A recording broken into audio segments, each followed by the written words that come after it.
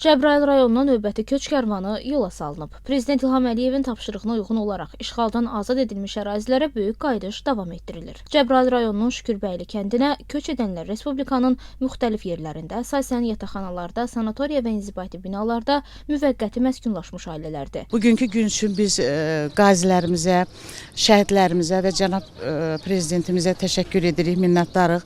Allah şəhidlərimizə rəhmət eləsin, qazilərimizə can sağlığı versin.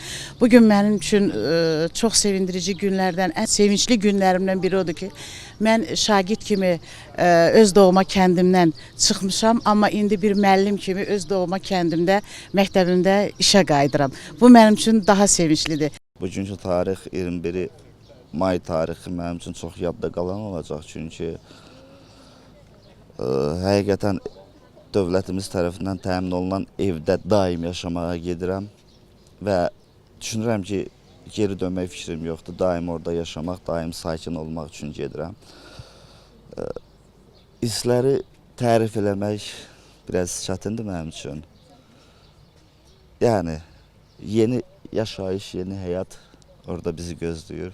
Bu mərhələdə Şükürbəyli kəndinə 165 nəfərdən ibarət 39 ailə köçürülüb.